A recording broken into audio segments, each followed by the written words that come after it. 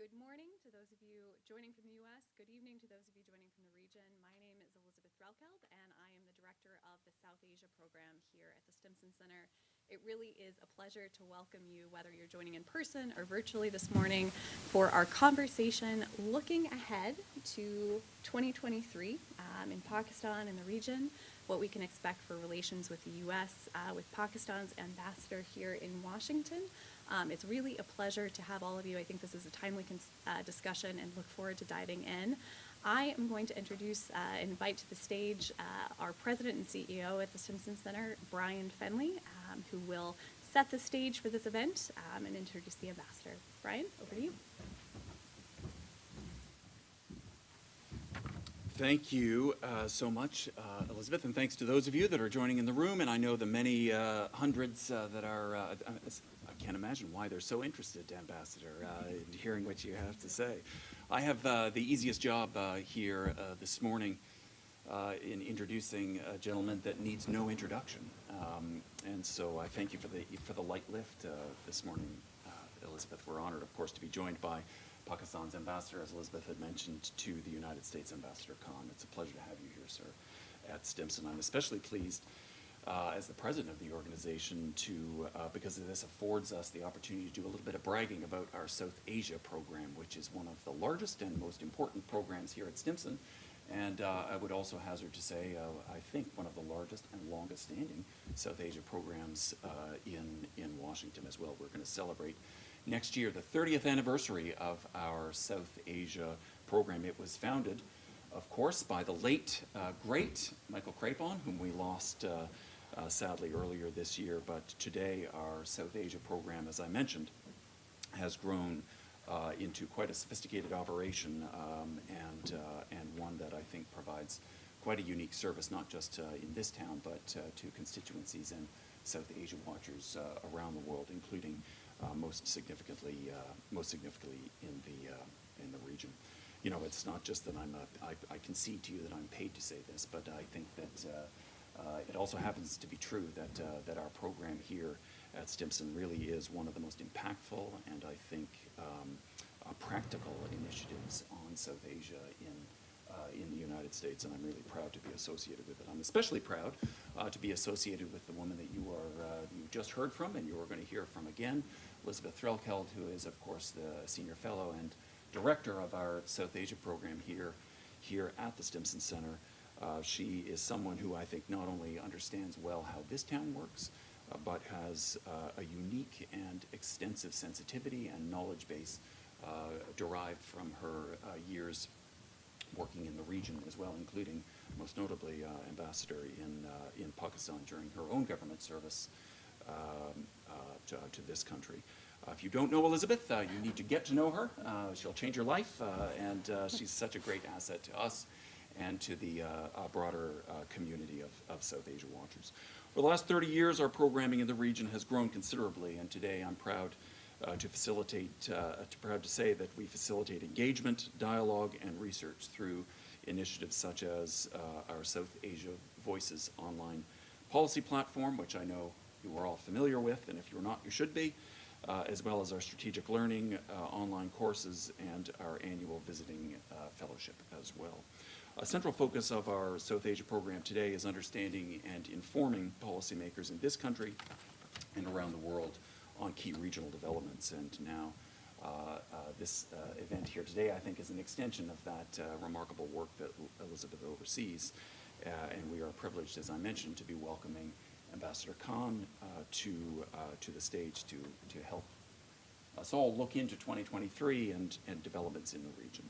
Over the course of an extremely distinguished diplomatic career, Ambassador Khan has represented Pakistan at the United Nations, in New York, in Geneva, in China, all the easy assignments I see they give you, Ambassador, as well as on previous postings here in Washington, as well as to the Netherlands. He served as president of the Conference on Disarmament, as well as the BWC Review Conference, among many other roles. In Islamabad, he has served in various capacities, including the Ministry of Foreign Affairs spokesman, as well as Director General of East Asia and the Pacific. Ambassador, it is an honor for us to be welcoming you to the stage, which I now yield to you, sir.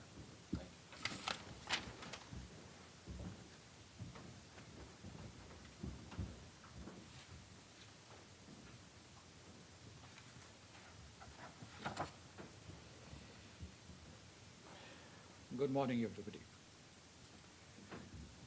Mr. Brian Finley, President Stimson Center, Ms. Elizabeth Threlkeld, I learned it from U.S. I used to say Trekeld, South Asia Program, and all the participants who are here in person and those listening in virtually. It's a pleasure to talk to you. And Stimson Center, thank you so much for inviting me into this discussion and precisely identifying themes and sub-themes on which we will interact. I was asked to speak for 10 minutes, so 10 to 12 minutes, so I tried to meet the target. Also, I have long association with Stimson Center. In my previous posting, I used to come here quite often, and I used to attend programs related to Pakistan, South Asia, disarmament, Pakistan-US relations, Pakistan-South Asia relations. And I take this opportunity to pay tribute to the outstanding contribution made by Mr. Michael Crepon, whom I used to meet quite frequently here in different capitals of the world. Also in New York, my last meeting was in New York in 2014. And since then, we were corresponding, but we could not meet. But he was a great person, and he spent years, in fact, decades, to build this prestigious institution here in Washington, D.C. So I convey my deepest condolences to his colleagues here, but also salute his legacy. So, Pakistan-United States relations. The foundations of the relations between Pakistan and the United States were laid in good faith and friendship through the exchange of messages between President Truman and Quaid-e-Azam Muhammad Ali Jinnah immediately after the creation of Pakistan in 1947. These invocations are important. Today, the relationship remains strong, reflecting the aspirations and shared values of the people and leadership of the two countries. The United States helped Pakistan in its formative years to develop its military capabilities and prepare a blueprint for economic development that sealed the bond between our two nations as we entered into alliances to uphold freedom, peace, security, and prosperity for all. In this journey, both nations have given countless sacrifices in blood and treasure. At the height of our alliance, doubters would say that our relationship was at best fractional and unequal, with broadly non-congruent security interests. What they failed to gauge was its longevity and resilience. While other nations drifted in and out, Pakistan has remained a steadfast partner of the United States in war and peace, despite differences between the two countries from time to time. In a sense, all interstate relations are transactional. This trope, therefore, would not capture the evolution and full range of Pakistan-United States relations. The year 2020 has been a year of opportunity and decreasing tension in Pakistan-United States relations. We started the year with uncertainty, then we saw a thaw, and now we have entered into a phase of engagement. After the withdrawal of the U.S. troops from Afghanistan last year, there was bitterness. Pakistan was criticized in the U.S. media at a time when it was helping the United States with massive evacuations from Afghanistan. That trend has receded, giving way to a more sober evaluation of Pakistan-United States relations. We are relevant to each other, even when we are not in a war.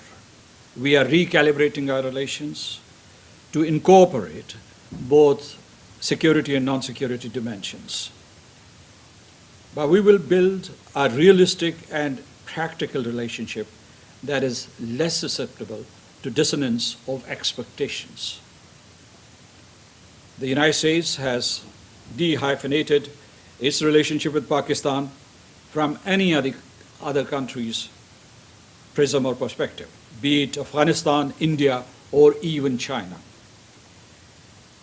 These have been warped frameworks, misconstrued on both sides. The relationship now stands on its own, singular, broad-based, but integrated into the regional and global spheres. The United States has publicly underscored that it has always viewed a prosperous and democratic Pakistan critical to its interests. We too have reciprocated in full measure. Pakistan and the United States, as long-standing strategic allies, would continue to advance their shared agenda to counter terrorism, foster regional stability, and strengthen defense ties. The resurgence of ISIS and the dastardly terrorist attacks launched by TTP against Pakistan require security cooperation between Pakistan and the United States and removal of barriers that may exist there. We will expand our partnerships in the economic realm, promote trade, investment, and businesses, and enhance cooperation in the energy, health, education, climate change, and agriculture sectors. I believe that the relationship must have economic sinews and currency. The political climate, I'd say, is ripe for that kind of broad-based cooperation in 2023. The geopolitical situation in 2023 will continue to be complex without radically undermining existing interdependencies. The developments in and around Ukraine have, however, increased ambiguities and disrupted the familiar fault lines in Europe. We hope all nations would use strategic pragmatism to resolve problems and promote geo-economic connectivity to spur shared prosperity across the globe. Bloc politics in this day and age will imperil world peace. Above all, we must continue our quest for international rule of law and justice.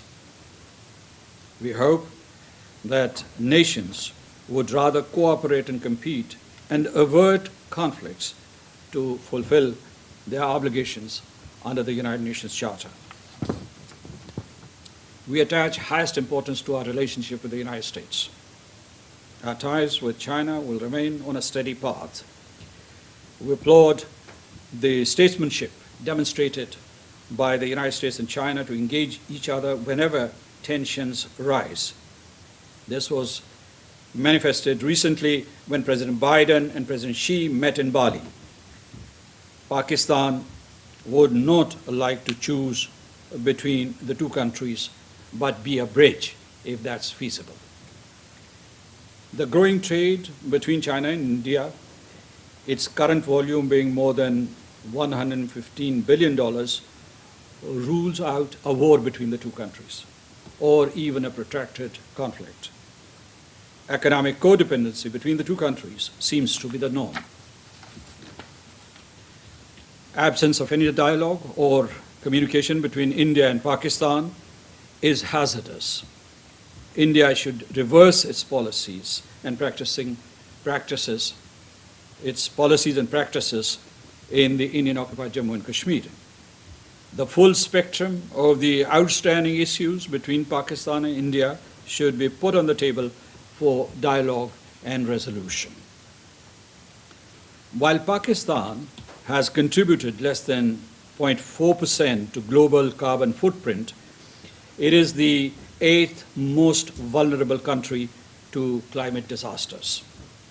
This year, climate-induced floods inundated 1/3 of our country, which affected 33 million people, displaced nearly 8 million, and spawned myriad food, health, education, and housing crises. Infrastructure was crippled.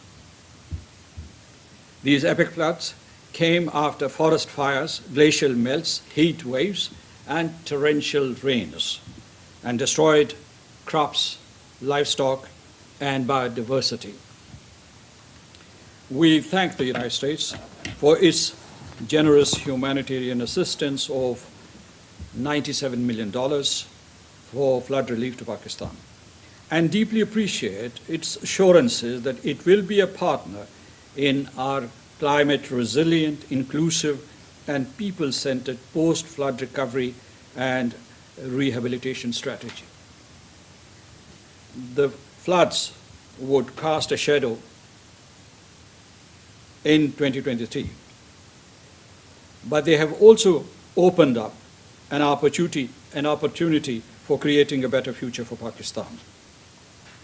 The post-disaster needs assessment prepared jointly by Pakistan, United Nations agencies, European Union, and multilateral development banks has calculated loss and damage of $31 billion. It is, however, a cascading catastrophe and a long haul. There would be more costs, I'm sure. We would leverage the United States convening power to mobilize support for Pakistan in the Donors Conference next month in Geneva.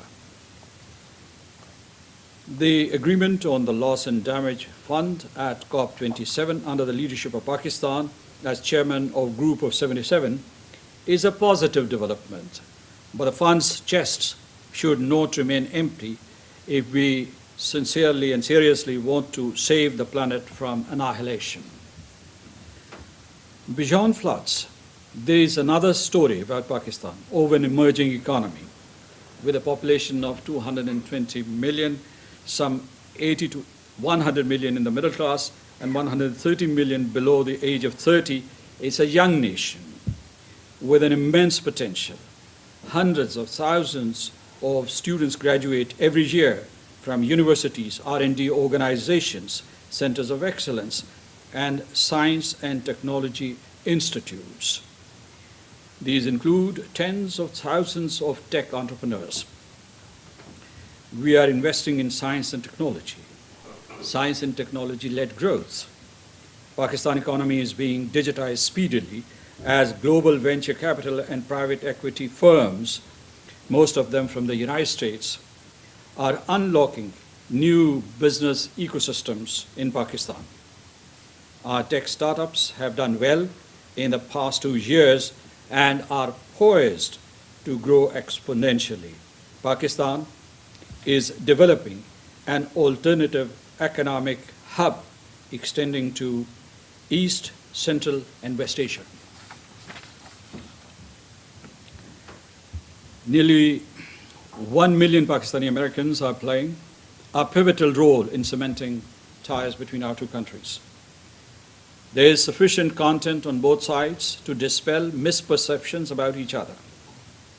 The revision of the United States travel advisory, relaxation of our respective visa regimes, and people-to-people exchanges will promote deeper understanding between our peoples.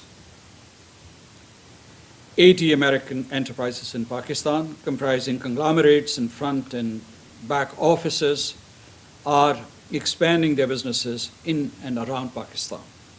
The United States is the single largest export market for Pakistan. Last year, our exports increased from $7 billion to $9 billion. The United States FDI needs to climb back to its previous peaks when the United States used to be a top foreign direct investor in Pakistan for decades. These are good foundations to scale up our ties in 2023 and beyond. We would consolidate the processes we have advanced in 2022. We look forward to an early ministerial meeting of the Trade and Investment Framework Agreement, further cooperation in the health sector, especially in the field of disease surveillance, development of weather-resistant seeds under the banner of the Green Alliance launched by the United States, and joint ventures for renewables and green technologies. The number of Pakistani students enrolling in universities and colleges this year has increased by 17% to 8,000. Still, it's a very small number compared to the students who are studying here from other countries of the region. We would work to have it increased, we would work to have this number increased, especially in STEM subjects. Pakistan is a nation with destiny. Given its economic coordinates and cohorts, the World Bank and Goldman Sachs, among others, see Pakistan as one of the top global economies by 2047, when it will turn 100. World Economic Forum have predicted that it would be one of the top 10 economies by 2030. The Goldman Sachs study, which has been released recently, it says that by 2075, Pakistan would be the 6th largest economy of the world. These prospects are good. We're planning for that future.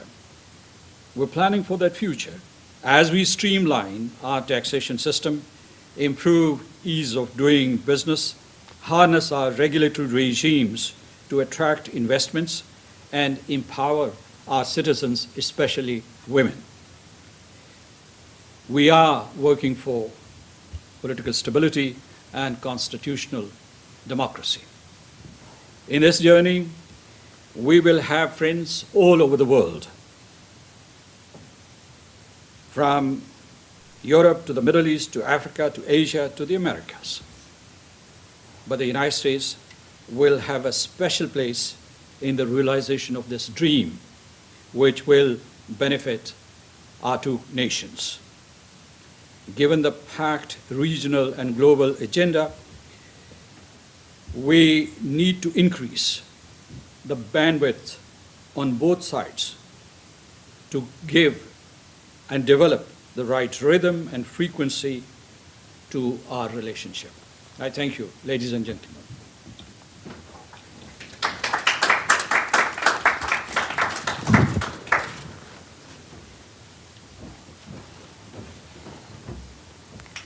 Thank you, Mr. Ambassador. Just a reminder to turn on your microphone if you would. So we're going to do a couple of things now. I have a few questions as moderator, but we're also keen to hear from you, our audience who's with us here in person. We're going to have a mic roving around as well as online. So please do submit your questions through the Q&A box, and those will come up to me shortly. Mr. Ambassador, I really appreciate the scope that you covered in your remarks. I think where you ended is something that I've been reflecting on lately, this idea of bandwidth, right? That especially here in Washington, I think there's the old trope that Washington can focus on exactly one thing at once, and we have two to focus on right now, with Ukraine, with China. And that is proving a challenge, and what that creates for countries like Pakistan is bandwidth strain, right? Making a case to not just policymakers here, to the business community, to all of those other groups that you referenced in your remarks, that Pakistan is worth a look. I know you mentioned the Goldman Sachs report. I figured you might, so I wanted to drill down on that a little bit because it was certainly a striking finding. But I did note that that report, when it's making its projections in terms of economic growth, it makes this assumption that, quote, appropriate policies and institutions will be in place to facilitate it. And it's based on the idea of Pakistan's population, right? That looking at trajectories of population and what that could amount to in terms of economic growth, if there are these appropriate policies and institutions in place, then Pakistan, could well be there by 2075. I think, that raises the question to me, looking at what are, to my mind, some pretty significant economic challenges that Pakistan is facing right now. Just from the central bank data, foreign exchange reserves stand at $7.5 billion. It's not even enough to cover 5 weeks of imports. And the country faces $26 billion in debt and debt servicing costs through October of next year. So that feels like a pretty wide gap. And I certainly understand the aspiration, but I do wonder, you mentioned a few of the reforms, so tax system, ease of doing business, regulations, investing in women, which I think is critical. But my question is, I think we've known those solutions for a while. That's a list that I've been hearing. We've seen it in reports. What has been preventing those reforms from taking place? And do you have confidence that something material has changed such that Pakistan can actually get to, where to reap the demographic dividend of its population? Well, you've covered a lot of content in your remarks, but I would say first about the bandwidth. I would say that, in fact, we have to work on that, both in Pakistan and the United States. And we have to unleash those forces which connect Pakistan and the United States in diverse areas, particularly business that's ripe for more intense relationship on both sides. Also, I mentioned tech entrepreneurship or startups. And some of these things are already happening, but they are not on the radar screen. And that's why people think that there's no significant economic activity taking place in Pakistan or between Pakistan and the United States, and that's not true. So this is what I want to say about this bandwidth. It has to be a conscious effort, and for that we have to establish a threshold of mutuality of interests. Washington should feel that Pakistan is relevant, that it's profitable, that it's lucrative to go there. That it's a very reliable partner in the region for stabilization of Afghanistan, the stability of the entire region, because I refer to the extended neighborhood that we have. So, and as I mentioned that there were these questions raised last year, particularly in the months of August, September, and October, whether there's any relevance of Pakistan to Washington or whether Pakistan-US relationship has any future after Afghanistan. And I think that the two sides have demonstrated that yes, there is relevance and that there would be engagement, and the engagement is taking place as we speak, as a matter of fact. So this is one thing. Second, and no relationship should be taken for granted, as a matter of fact. I mean, you have to work on it, whether it is between two human beings, to individuals, or to communities or nations. Second, I'll move to the economic reform part. This is also taking place. I mean, before coming here, met the governor of State Bank and also SSEP chair or the finance minister and all the other relevant ministries. And they are conscious that if we want to attract investment from abroad, we must liberalize these regimes. And this is happening. There are many businessmen from here who are investing in Pakistan, and they are reaping good dividends from those businesses. I refer to these 80 enterprises, which are already there for decades, I mean, American enterprises. And despite the residual regulatory challenges, they find Pakistani market very lucrative. And they are employing, I mean, these include some very, very renowned conglomerates or MNCs like Pepsi, Coca-Cola, or Procter & Gamble, or Cargill, or Abbott. They're there doing business in Pakistan. They employ 150,000 people. They're supporting 1 million households. They're a catalyst in Pakistan's economy. So America's footprint, economic footprint is there. It has to be expanded. It has to be scaled up. Then your last question, or the nuance in your question, was that yes, of course, all these projections by World Economic Forum or the World Bank or Goldman Sachs, they would not materialize if we do not simultaneously, as we develop, as we grow economically, if we do not pursue, refine, and finesse all these reforms which are required, because they would create the enabling environment. And I've seen many governments in Pakistan in the recent past, and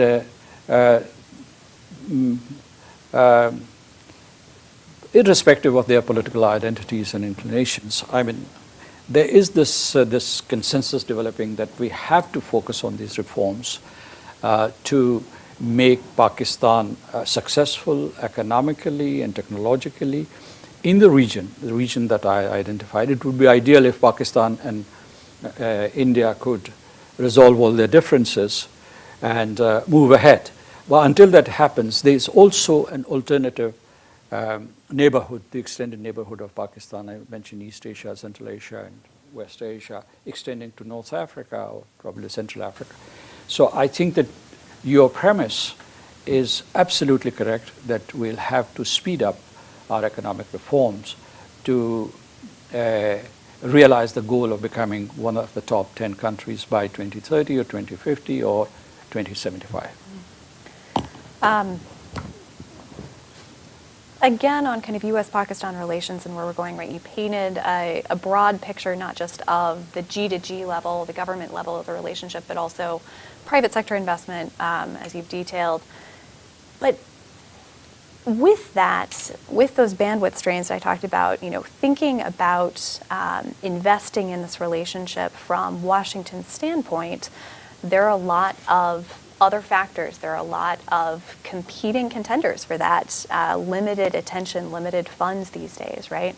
And I think we can't forget the domestic political situation in Pakistan, where we have Pakistan's former and perhaps future prime minister who, repeatedly makes claims that the U.S. played an instrumental role in ousting his government from power. I heard that from a number of PTI supporters when I was in Pakistan back in September, and I think that narrative has really taken hold, this idea of the imported government. I recognize domestic politics are messy, not just in Pakistan, here in the U.S. as well. But within that environment, within that kind of sense of anti-Americanism and the role the U.S. has portrayed as having played with no grounds in reality, how is it possible for us to try to work towards the relationship that you suggest, and what can incentivize policymakers here to engage when that is the feedback that's coming from a key political leader? In my opening remarks, I said that we are working for political stability. That's our goal. And we are working out all these dynamics within the constitutional framework. I mean, that has been the endeavor in the past several years. And all the developments that have taken place in the past year or so are also within the bounds of the Constitution. And it has created uncertainty from time to time, but it hasn't affected our transactions, I would like to say, with other governments. I mean, our external policy has not been affected by that. Now, you say about Washington, you said that they are competitors. I mean, of course, Washington has its own preoccupations, not just with Ukraine or, let's say, with the Indo-Pacific region. We call it Asia-Pacific region. But you see, what we need is to realize the importance that Pakistan has for the United States. I remember that in the late 1980s, the Americans withdrew from the region, from Pakistan, from Afghanistan, and there were very serious consequences later on in the early 2000s. So this time, one lesson that we have learned is that we must remain engaged, because Pakistan is a significant country, not only because of the economic potential that I was referring to, but also because of its role in regional stability. And therefore, regular contact between the two nations and joint efforts to create an enabling environment for strengthening our relations is very, very important. It is imperative, as a matter of fact. Otherwise, we would develop a blind spot and pay the price for it. We should not be accident prone because of any degree of disengagement or inattention. Yeah, I certainly agree on that front. I think the challenge, though, hearing that sort of rhetoric out of Pakistan, it makes it a little bit challenging to figure out where it is possible to work together and to make the case for that value proposition. So I think going forward, realistically, that's likely to be a dynamic that just needs to be managed. My last question, at least here, and but then I want to, please. We can never have perfect coordinates. You have to create a salutary environment, and that's what the two sides are trying to do. I mean, because and you can't control the future. I mean, there would be unanticipated developments in the future as well, and there would be more variables than constants probably. But within these uncertainties, we must try to develop closer ties between Pakistan and the United States. What I said is that in the past 1 year, our two countries are working together and crafting a post-Afghanistan, post-war relationship. Of course, there would be objectors or doubters or naysayers. They would say that, well, it would not work. But let's look at the ground realities. And I think there's a lot that connects us. I refer to the diaspora community. I mean, they're investing back in Pakistan. So what I want to say is that we should determine that there's a good thing to do for both countries, for Pakistan and the United States. And this is, I mean, it has been stated by Secretary Blinken. Our leadership frequently, our Foreign Minister, Mr. Bilawal Bhutto Zardari was here, and there were public pronouncements, and there have been, of course, talks or communications between the two foreign ministers, and they've come to the conclusion that this relationship is valuable for both the countries, for the region, and we would contribute to global commons, and therefore it must be nurtured and sustained. I want to, staying a bit on this question of, I think, the economic situation in Pakistan runs through so many of the issues that you mentioned that we focus on here at Stimson. And I want to turn specifically to something that we work on, as Brian mentioned, on the nuclear side, but also broadly defense and security issues. This idea of the guns versus butter debate, right? It's a classic. This is a balance that governments around the world have to strike in terms of prioritization, in terms of trade-offs, at a time when Pakistan is facing an increasingly acute economic crisis. When you look at foreign exchange, when you look at what's happening with inflation, this is something that's also hitting people in the pocketbook, right? It's being felt quite acutely across Pakistan, the rupee's declining value as well. And meanwhile, we're seeing these trend lines across South Asia in the security space and the nuclear space, where we have modernization, we have building up of arsenals, we have nuclearization of the Indian Ocean region, pursuing advanced capabilities like hypersonics. That's a pressure, and those things are really expensive too. And so I just wonder how Pakistan is thinking about that balance between guns and butter in this current climate. Would you say Pakistan's current level of defense spending is sustainable, given these economic challenges that it's facing? Well, you don't throw away the guns for the butter, right? I mean, there has to be a balanced approach. As a matter of fact, security is imperative for Pakistan in the kind of neighborhood that it is living, and therefore this is a requirement. In fact, if we invest in economic development, and if we have faster economic growth, a bigger GDP, probably this problem of the allocation of funds for defense would also not make much of a challenge, because then the percentage allocations for the defense would decrease. So it is important, I mean, you understand the defense perspective or the security perspective of Pakistan. We need conventional and strategic capabilities to ensure and safeguard territorial integrity and sovereignty of Pakistan. And there are many perils. I mean, there are asymmetric threats, but there are conventional threats too, strategic ones. So we have to be prepared. Then I would say that we should look at the full picture of Pakistan. Yes, there are economic problems there, but I believe firmly that these are transient, that they would go away, that as we speak, we're trying to resolve them.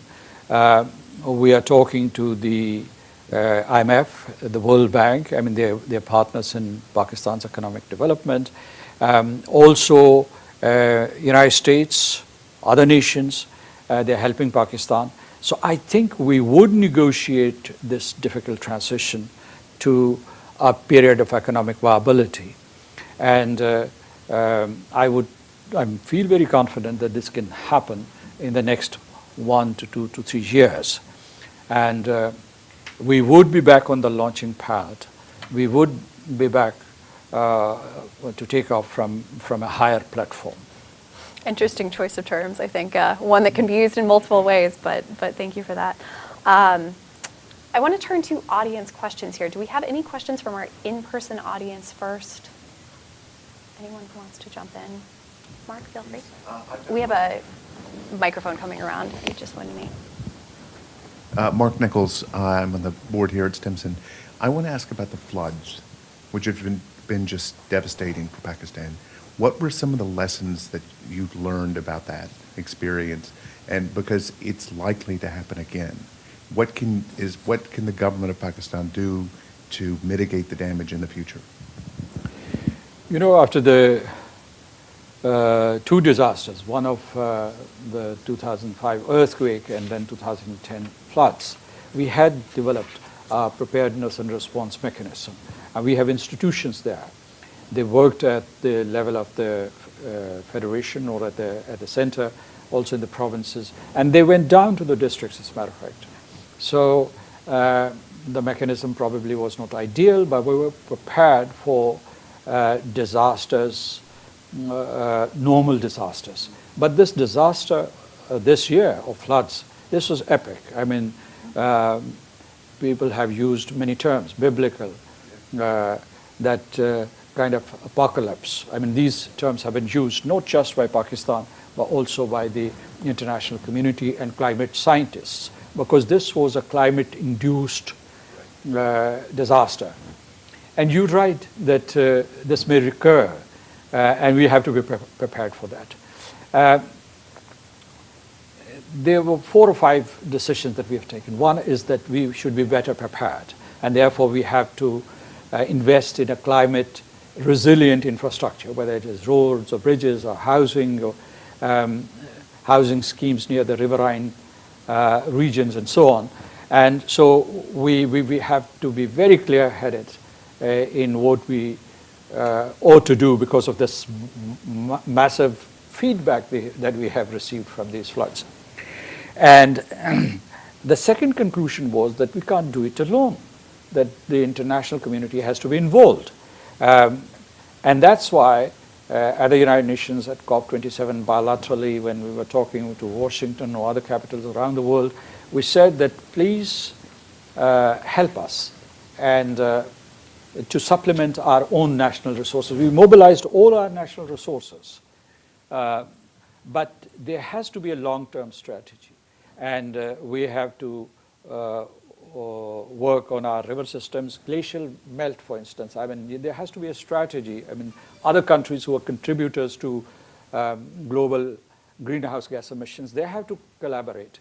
Pakistan has nearly 7,000 glaciers outside the polar region, and this is the largest number of glaciers anywhere in the world in any country.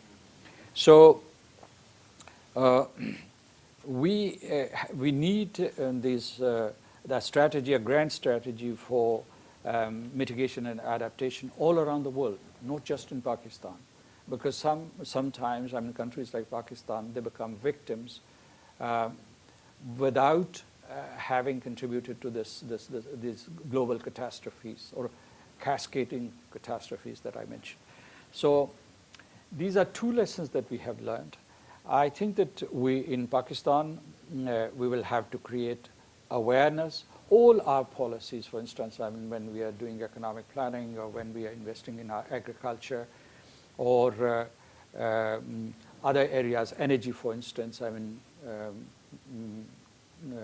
shifting to or transitioning to renewables, we will have these floods and disasters at the center. We'll put them at the center.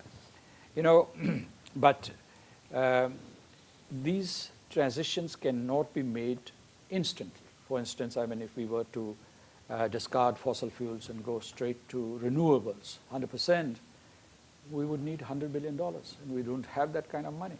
So while we will have an incremental approach, we would also have have this general awareness and specific interventions for addressing possible future disasters.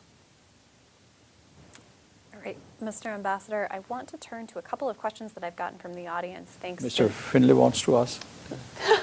Did you? I will, but All right, well, we can rotate back and forth. We have a long line here, so I want to make sure we can get to as many of these as possible. I want to turn to Afghanistan and first acknowledge the attack on Pakistan's mission in Kabul, which was so unfortunate and a concerning sign of, I think, some trends that we've been seeing in Afghanistan. A far cry, I would imagine, from where many in Pakistan hoped the situation between the two countries would be.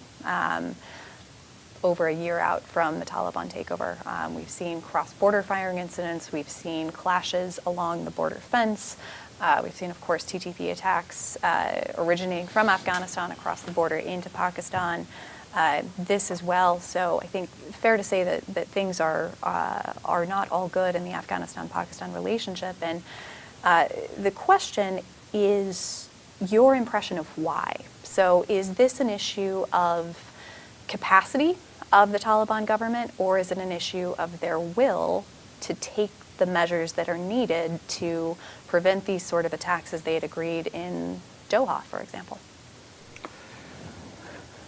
It's very difficult to figure that out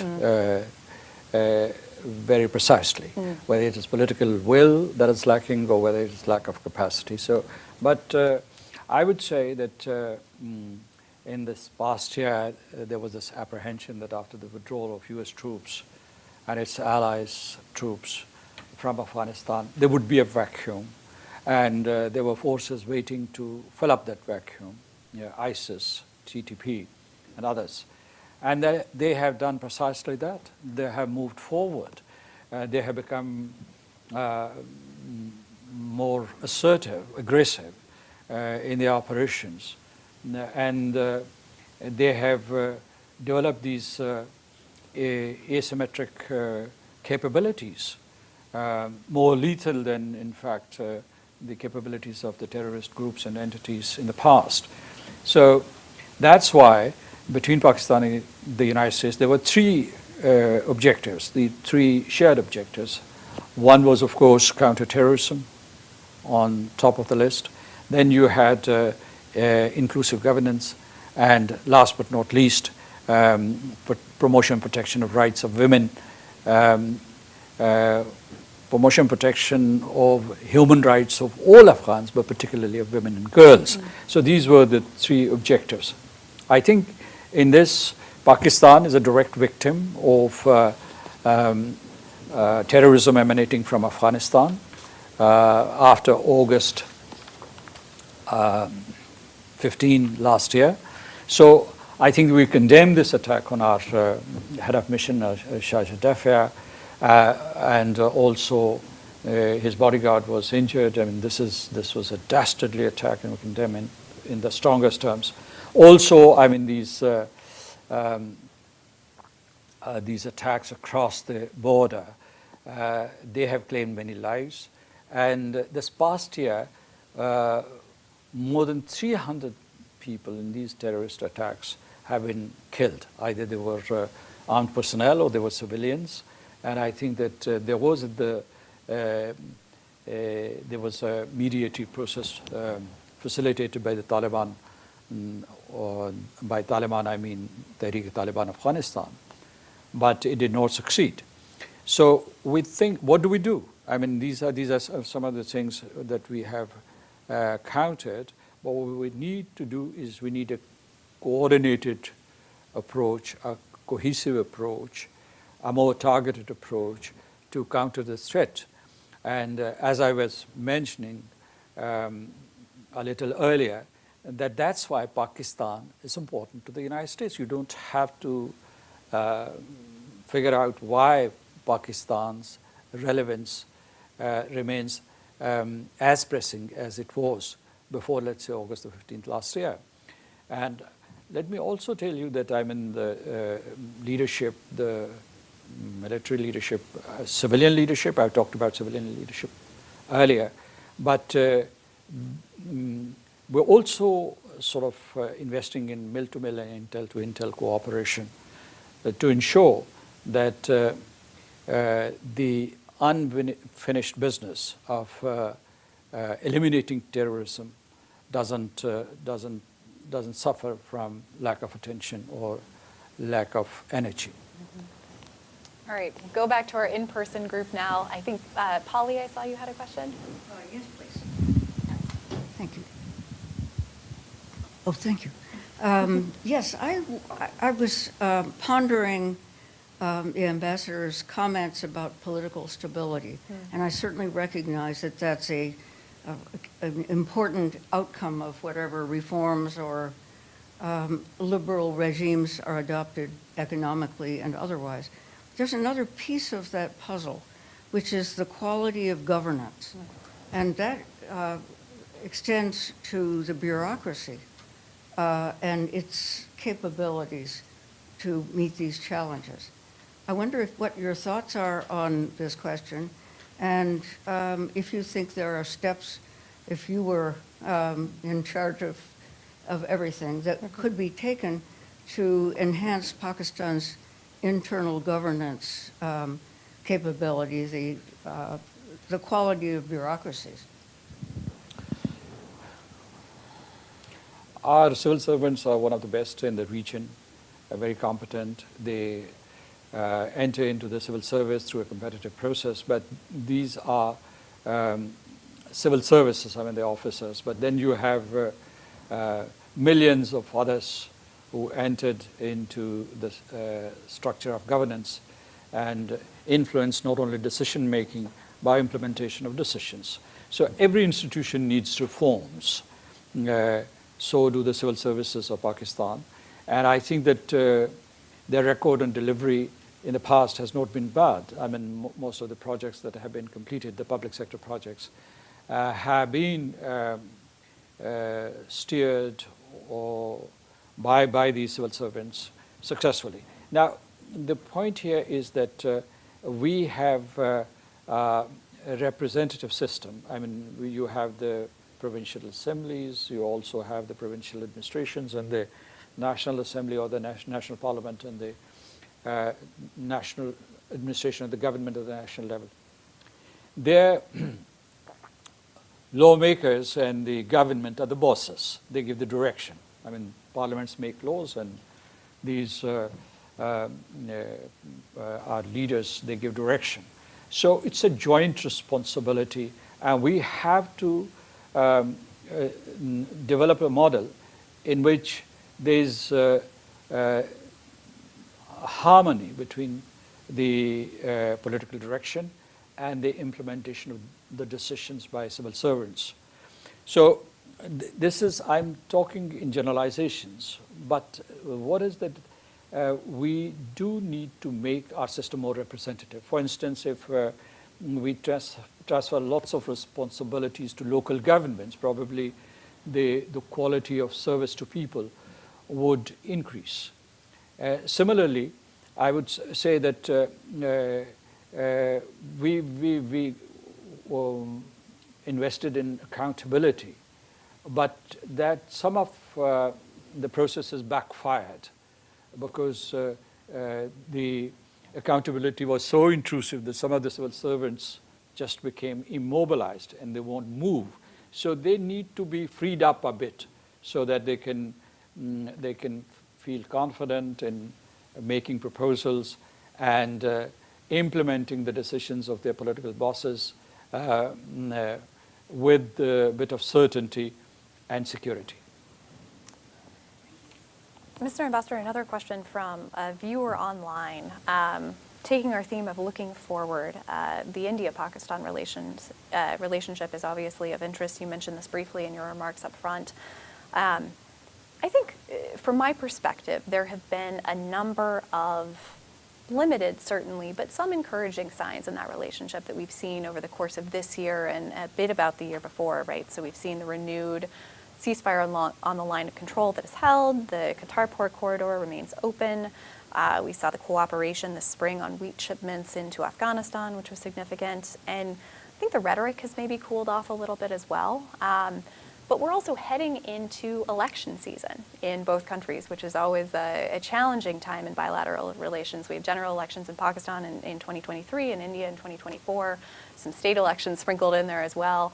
And so I wondered, looking forward to that landscape, help us anticipate what the year ahead is likely to look like in India-Pakistan relations, and if there's anything that can be done bilaterally between the two sides to try to hold on to some of those kind of limited gains that we've seen and prevent things from deteriorating. If you deconstruct India's foreign policy towards Pakistan, it has 2 or 3 elements. One is that continue to do whatever they want to do in Kashmir, which means they're making demographic changes illegally with impunity. They are doing these electoral changes to reduce the Muslim majority in the state. And this doesn't go down well with the people in Pakistan and Kashmir, as a matter of fact. I mean, the Kashmir can't be forgotten, can't be swept under the carpet. So this is their first element, that just ignore Pakistan. Keep doing what they're doing in India. Now, this is not going to work now or in the long run, because after rescinding Articles 370 and 35A, they're trying to amalgamate this territory, which is a disputed territory, into the Indian Union, and that's not going to work. That's not going to work. But the second thing is that do not engage Pakistan, or engage it selectively. Mm-hmm. For instance, if it is wheat transshipments to Afghanistan, yes, that becomes a priority for India. But when it comes to other questions, whether these are related to the Indus Water Treaty or Kashmir or the strategic stability talks that we used to have, or the conventional balance, that just discard them, ignore them, remove them from your bilateral conversations. By the way, no significant conversations are taking place at all. So I think that we've been looking for peace and security in South Asia for the past 75 years. We've made many attempts. I mean, as far as Pakistan is concerned, it's still ready to talk to India and engage it, as I said, on the full spectrum of the issues that have divided us. Now, here I would say this is very interesting that yes, you are absolutely right that empirically it has been proved that if we talk behind the scenes, if there's some level of communication, we can build confidence, we can resolve problems. For instance, there's no hot war going on there. The exchanges are not so angry as they were, let's say, in the immediate aftermath of 2019. But then you would come to, for instance, I mean, we managed the ceasefire, and this has saved many lives across the line of control. So these are good steps, which means it proves the point that we should have more communication, more dialogue with India. And our suggestion is that some of those measures that were taken in 2019 need to be revisited, and channels of communication have to be opened.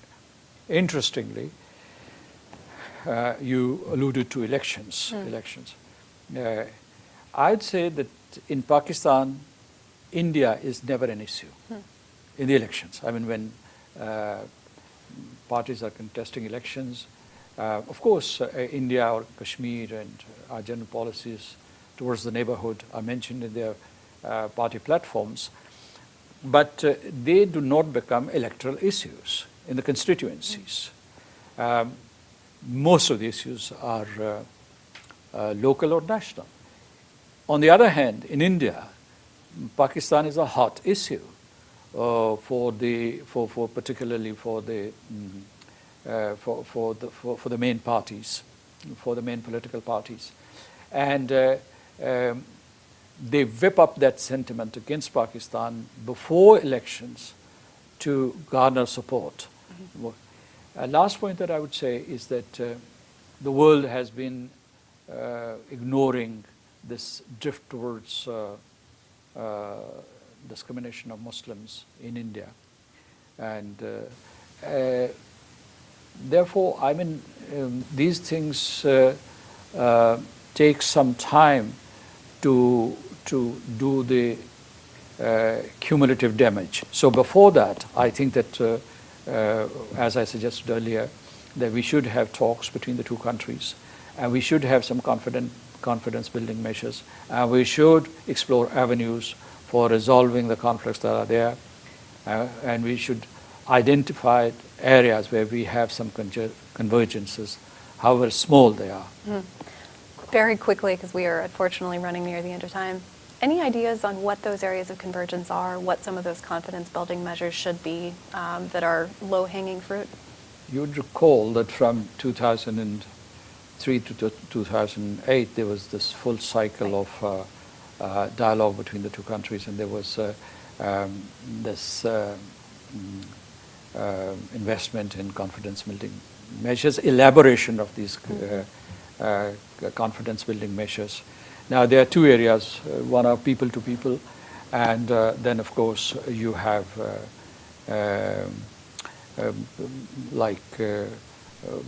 addressing perceptions about each other, lowering hostility between the two countries, but not at the expense of the resolution of the key core questions. This is very important to understand. Similarly, I think that it is in the interest of both countries that there should be responsible nuclear stewardship, that there should be restraint and responsibility when it comes to nuclear weapons. I think that nuclear security of our weapon systems is very, very important. And we have some minimal CBMs in this regard, but most of these conversations are stalled. Last point is that when it comes to India-Pakistan questions, Pakistan is always keener to talk, and India has this dismissive, condescending attitude, kind of bordering on supremacy or superciliousness. So I think that that kind of posture needs to be revised in Delhi if they really want genuine talks with Pakistan. Well, I'm afraid we will have to leave it there in the interest of time. Mr. Ambassador, thank you very much for joining us. On just a personal note, it happens to be my father's birthday today, and I promised him I would say happy birthday, so happy birthday, Dad. Thank you for taking some of your morning to tune in. But Ambassador Masood Khan, it was really a pleasure to have you, and look forward to continuing this conversation. Thank you so much. Thank you.